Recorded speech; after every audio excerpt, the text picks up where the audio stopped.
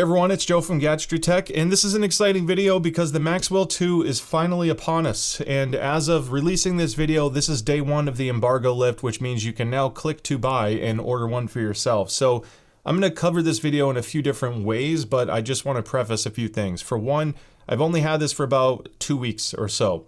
And that's usually a pretty good amount of testing, but with different firmware changes affecting the behavior of the headset, it's not quite as long as you'd expect. Two is I'm traveling to CES, so I want to also open by saying thank you all so much for the support, because several years ago I was just trying to get my name out there, and now I'm going to CES as a member of the press, if you will, and getting to see and experience a lot of cool stuff. And that's a lot because of you guys and for your support along the way. So it's not to make excuses for the coverage of this headset, but because of all of this short-term stuff, it's not going to be quite as in-depth as I normally go. The good news is my focus of this video is to help answer some burning questions that I know a lot of people are going to have, and that's how it compares to the Maxwell 1, maybe how it compares to a few other flagship headsets, if it's worth the price increase or not, because it did go up a little in price but not by much, as well as my general user experience to help answer as many questions as I can. I just wanted to interject and add something super quick here in case this changes your purchase decision. I asked Audeze if I was allowed to say this. There is an active noise cancellation version coming of the Maxwell 2.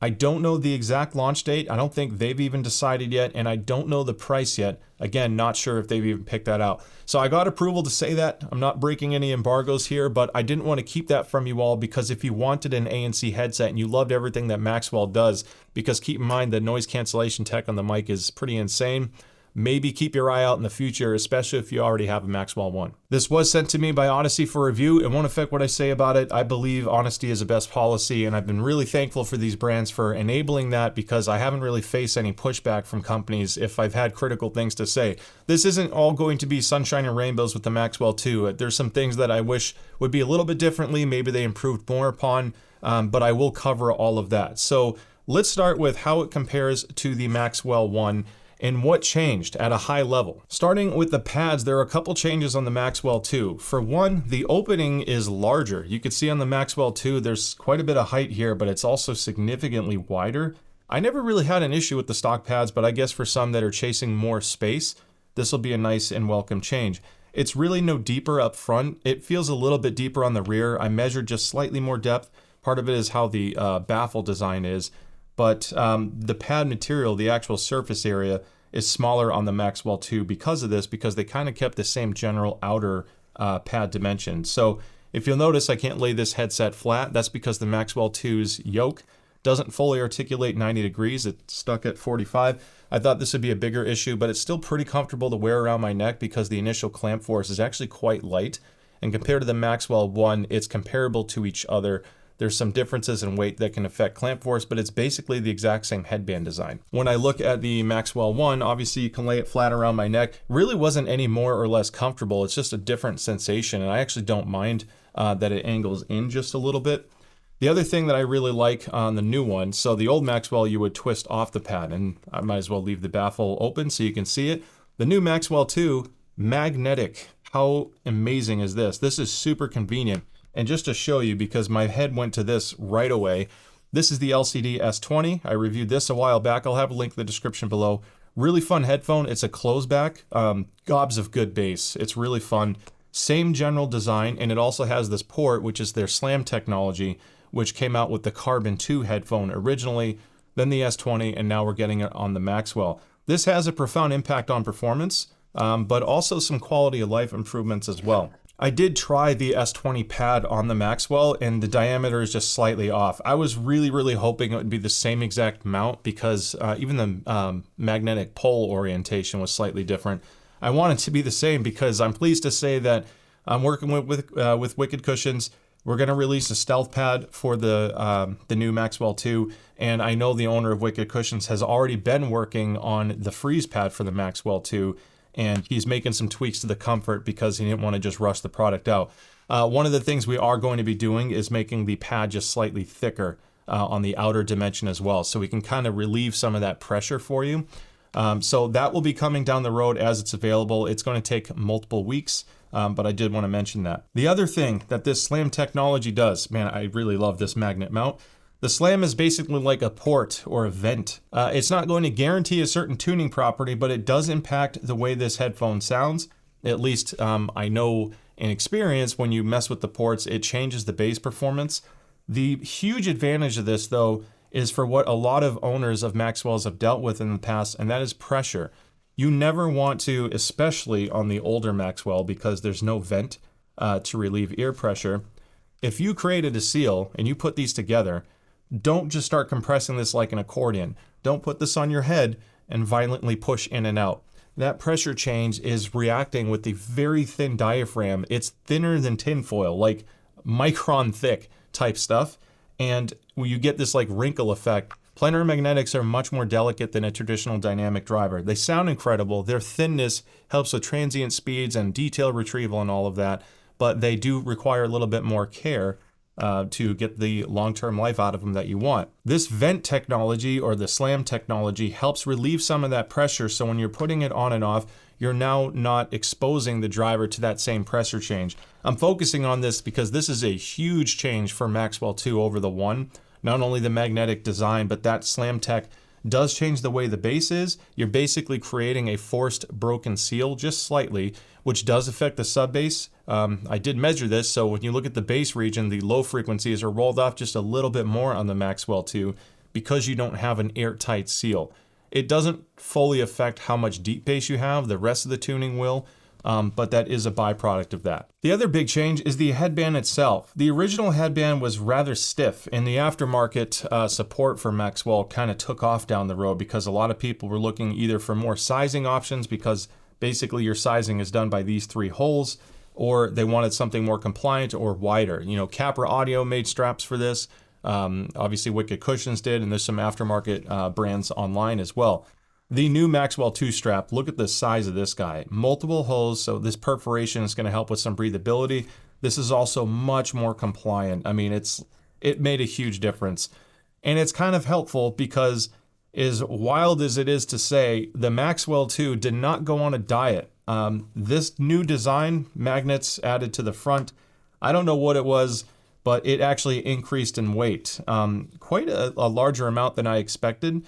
But it's for a few reasons. Luckily, with the strap being wider and the ear cups being open, I still find it to be a comparable comfort. I do think this strap helps a lot.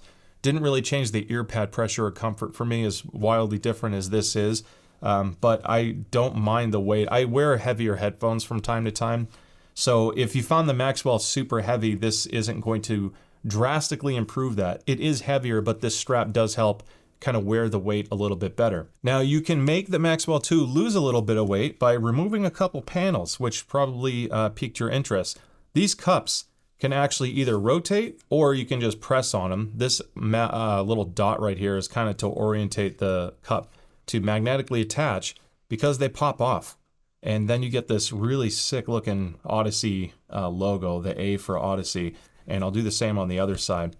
This is kind of nifty because it's for a few things. One is the NFC stuff for people that were scraping the FTC filing. The NFC is actually going to be for the ear cups themselves. There's going to be some really cool tech coming down the road that will impact the way the headset behaves. I expect to see more on the Xbox and PlayStation side potentially, but it does help with customization. Maybe it affects how it looks in the app. I don't know yet, because this is, again, the early stage of this headset. But aftermarket plates will be available, so it's kind of cool that they're embracing that. If you don't put these plates on, you take about 30 grams off the headset. So some of the weight is coming from this alone. 30 grams may sound like a lot, but honestly, if you hold these, it really isn't much. Kind of like just, it's less than 15 grams a cup. I measured a 28 gram difference by removing these plates on my unit. So we'll see more on that down the road, but that is another unique change on the Maxwell 2. Another change people have been clamoring for and praying for, this was probably the biggest feature request, is simultaneous Bluetooth. Yes and no. If you use this as a USB headset, meaning you plug the USB-C cable to your computer, Mac, your PlayStation, it will work simultaneously with Bluetooth. If you use the 3.5 millimeter analog cable into a controller or a computer or laptop, you can still use simultaneous Bluetooth. There's a couple caveats with that.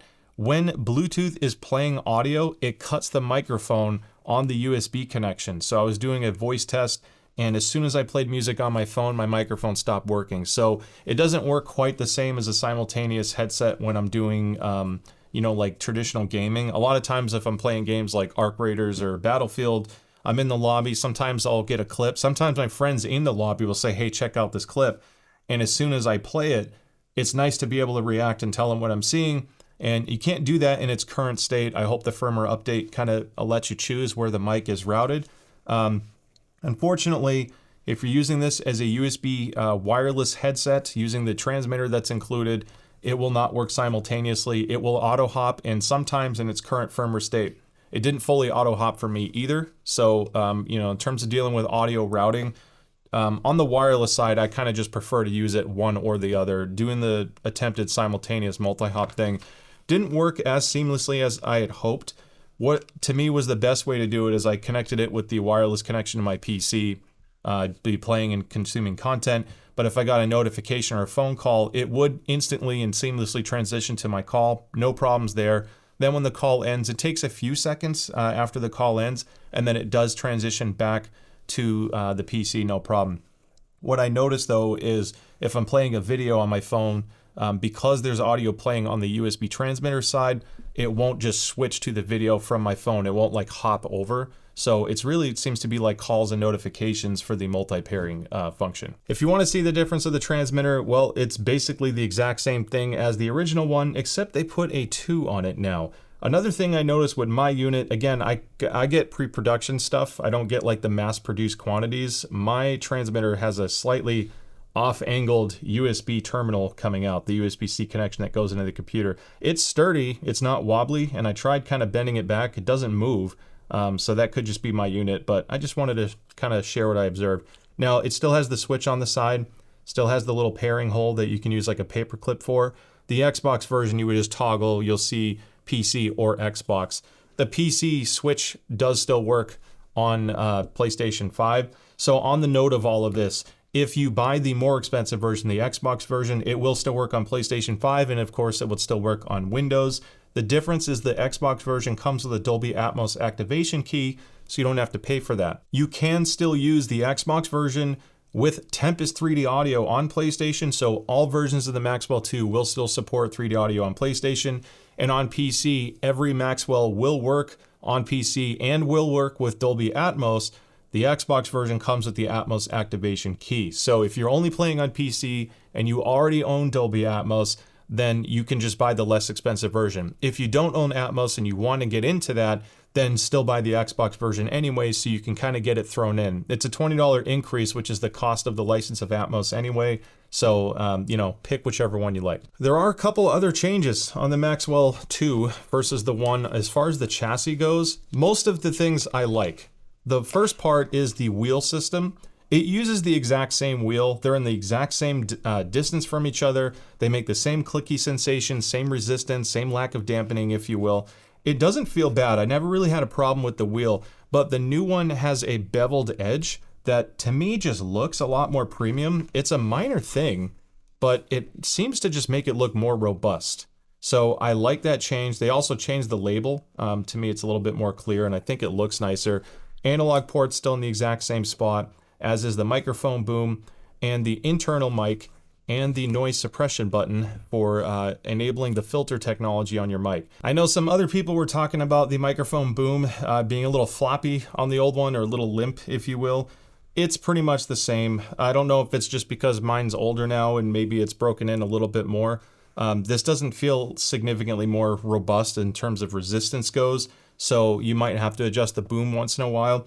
I never really had issues with mine kind of falling down, but admittedly, I'd use a lot of different headsets, so I probably don't put the same amount of hours in that you will. But I don't know. I move the microphone quite a bit because it's coming on and off my head quite a bit anyway. So unfortunately, that wasn't addressed, and unfortunately, we don't get true simultaneous Bluetooth. So to answer the key questions here, in terms of feature set improvements, chassis design changes, all of that stuff, it's not a significant change from the original Maxwell. I think the improved strap is nice. I think the larger ear pads are nice, and the magnetic system is a welcome addition as well. I really can't feel the weight difference, even though it does weigh slightly more, obviously offset by the strap. So purely from that side of things, I don't think it's enough to just upgrade from a Maxwell 1 to 2 and expect a game-changing experience. So now I'm talking to you on the Maxwell 2 microphone, and this is a very comparable sounding microphone to the original Maxwell, but there is a key improvement here that everyone else has been asking for as well,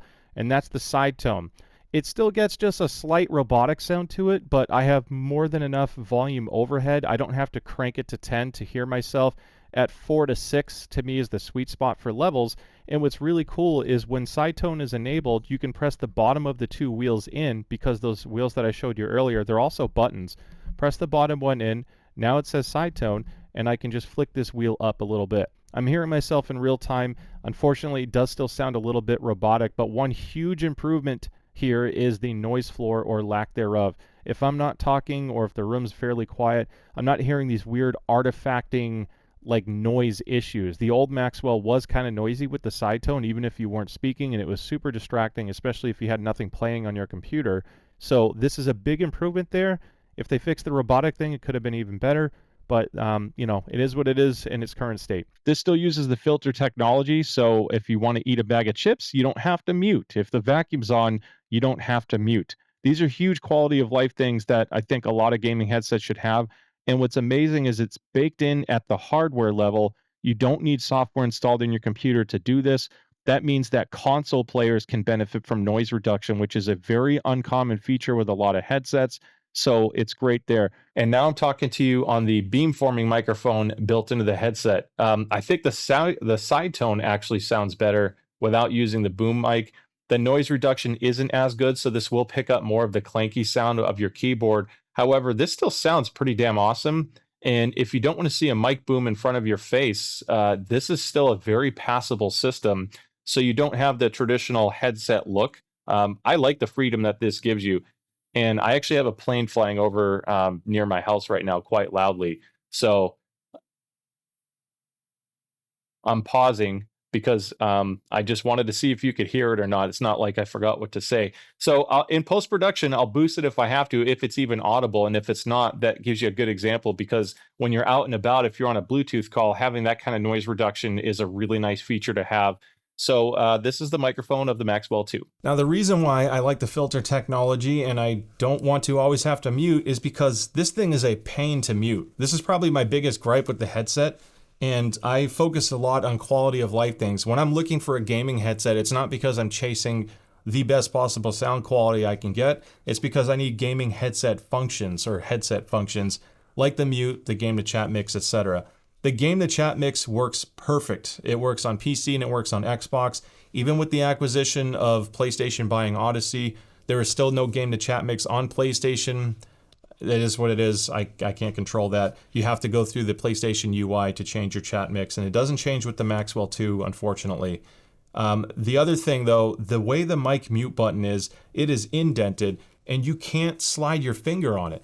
If you don't have fingernails, it's almost impossible to toggle the mute, or you have to use a tool of some kind. But this is not a quick and easy thing. I do a lot of conference calls during the day, and I have a wife and kids that will come in the room and talk to me from time to time, and I will like to mute because I don't need to share my conversations with the rest of the people I'm playing with. So not having something that's very easy to mute is, to me, the biggest challenge. I wasn't even a super fan of this on the original Maxwell because it's kind of in a weird spot, but at least I could just slide it up and down with the skin of my finger, and that was pretty consistent, just wasn't super fast. I'm not saying this had to be a flip to mute microphone, but that is a pretty interesting choice, in my opinion. I think in the future it could be fixed if there's enough feedback with this. If this actually is an issue, maybe I'm just being picky. But if this is an issue, the easy fix is you can just make this button stick out more. For all I know, my production unit, or pre-production unit, maybe the button's more recessed. So I just want to share all of my experiences with it. I mentioned the wheels being pressable. You can toggle volume. You can toggle your EQ settings. There's a lot of profiles in, and they actually added multiple voice prompts beyond just some of the beeps that you got on the older Maxwell. So it's a little bit easier to hear what you're doing. The bottom wheel will do chat mix or side tone, for example. And then if you press and hold the AI NR button for an extended period of time, you can actually enable or disable side tone entirely. So the good news is you can do all this with the app. The more good news is the new app that is debuting with the new Maxwell 2 is awesome. It is a big improvement. It doesn't really do anything differently than the older one, but it seems much more stable. Even in the pre-launch state, I had zero issues with the app. I did my firmware updates. I customized EQ. It still detected my old Maxwell and even showed me the old EQ profiles that I set with the old HQ app. The new app is just called Audeze. And frankly, it's just very simple and straightforward to use. Taking a look at the objective measurements, this is using a Gross KB006X Pentaclone with a IC711 coupler clone. I will do my best to continue measuring with this rig, but I am pleased to say that with the help of Wicked Cushions, who co-sponsored this purchase, we bought a Brüel & Kjær 5128. It's going to be here in 4 weeks. I'm beyond excited for this because this is literally as high-end as it gets on the measuring rig side. They are crazy expensive and it takes a couple months to get, but it's going to give me some more, I guess, better representation of results and data for how headsets sound on the rig versus the human ear. So having said all that, the reason why I'm showing you 2 different measurements of the original Maxwell is because it depends on what firmware you have if you have a Maxwell 1. They basically changed the sound signature with version 0.74. And I wanted to represent both because depending on what you have. So the new Maxwell 2 has more treble in like the 6,000 hertz area, give or take. A little bit more air, like the high treble, than the base firmware that the older Maxwell versions used to ship with, but noticeably less high treble than the 0.74 firmware version. So if you've updated the Maxwell and you're used to a really bright, scintillating high, this might sound a little bit more pulled back. However, in the grand scheme of things, compared to almost every other headset out there, this still is more on the airy, spacious side. Adding to that, they actually have less bass on the Maxwell 2 than the Maxwell 1. And I was nervous because you hear Slam Tech, you know, like how much more bass did it need to have? Because the Maxwell 1s were powerhouses in the bass department. So this is impacted in a few areas. Breaking the seal, you lose a little bit of energy below 30 hertz, but it greatly improves the longevity of the driver. So I mentioned that earlier. It's kind of like give and take. The other thing that happens is there's a little bit of a null that's like 60 to 70 hertz on my rig. I'll see how this compares on my Brüel & Kjær 5128, but I do hear a little bit of a lack of body in the bass department, and the dynamics seem just a tad softer, I think because the seal is broken. Basically, the bass isn't as thunderous or tight sounding as the older Maxwell. It's still good bass. It still destroys most gaming headsets on the market, but I love the bass of the original Maxwell. Thankfully, these things respond to EQ so well. You can make it sound however you want. My suggestion is to just boost the 64 hertz band by 2 or 3 decibels and lift the 125 hertz band by a couple if you want a little bit more of a dynamic, like a harder punch, a tighter punch to it. It helps in that area. And I also want to highlight when you're on the flat 10-band EQ, if you go to custom to set your own, having everything set to 0 is the exact same measurement as the Audeze preset, the bass preset. The immersion preset is the bass boost plus the treble boost preset. So I've only measured those two just to keep it simple on the user interface side. But if you do bass boost, just look at the bass lift of immersion, but with the treble of Audeze, if that makes sense. I just say all this stuff because if you're doing your own EQ, hopefully it helps you understand what stuff is being changed so you can kind of tweak it to your liking. What's interesting is there's a little bit of a peak at like 2600 hertz on the new Maxwell 2, whereas the older Maxwell just kind of shifted things around a little bit. The older Maxwell was a little bit more forward at 1000 hertz, but a little bit pulled back just by comparison to this between 2 and 3K. You get different results with different things that you listen to. I wouldn't say that one is necessarily better than the other. The most noticeable thing to me is if this is what the final goal was from a treble tuning standpoint, I would much rather have the Maxwell 2 than the older Maxwell using the latest firmware. So the treble isn't bad to me. I still pull it down just a touch because I don't want like crazy treble. But to me, this wasn't like so over the line that I couldn't listen to it. What I did want to do though was boost the bass. I've been playing Arc Raiders and Battlefield, and explosions are so good in both of those games that I didn't want to lose kind of that visceralness that I got with the Astro A50X using graphene drivers, because that thing's actually a powerhouse in the bass department too. So out of the box, if you're doing even the immersive preset, to me, the Astro A50 has pretty amazing tactile bass to it, really comparable to the Maxwell, just a different kind of delivery. The Maxwell basically takes the A50's bass, but then lifts a veil on the treble, almost like you can hear everything. I mean, it's like super technical and clear and a clinical sound. The Maxwell 2 is right on that edge, but again, kind of repeating what I'm saying earlier, I just feel like you can hear every single nuance and detail, and sometimes that's a good thing and sometimes that's a bad thing, because it can be fatiguing, or if something is recorded to be very bright, it might skirt that line of being too forward. At the end of the day, it really just comes down to mastering and what you're playing and what your sensitivities are. You can EQ this because it's an onboard 10-band EQ. You can kind of table that down. What I would do, like I said, is just lift the bass a little bit and then just tune the treble to taste, kind of like season to taste for your own preferences, and you'll be good to go there. As far as the rest of my general gaming experience goes, I can't really critique the sound because when you compare it to almost every other headset, this Maxwell, even though it's been out for a few years now, still destroys almost everything on sound quality because it is so clear. It doesn't distort or hide details like almost every other gaming headset does. There are a few key exceptions out there, of course, and I mentioned this before. The Astro A50 is a more veiled sound. It's much smoother to listen to. So if you like laid back with thicker bass, the A50X is a little bit better suited for that. The Maxwell is just more on the bleeding edge in terms of detail retrieval. So it just depends on your preference. I did not feel, so I don't know if this is just my unit and a byproduct of slight changes or how I'm hearing it, but I couldn't say for sure that the Maxwell 2 was any better or worse than my Astro A50X when I did my custom EQ on the Stealth pads. Audeze also gives you competition and footsteps presets. The footsteps preset does boost key areas that are important to footsteps, and to me that one preset is what made it more comparable to my tuned Astro A50X. If I just stuck with the immersive side, again, I still felt like it didn't quite emphasize the notes that I cared about for gaming. That's more of a frequency response thing.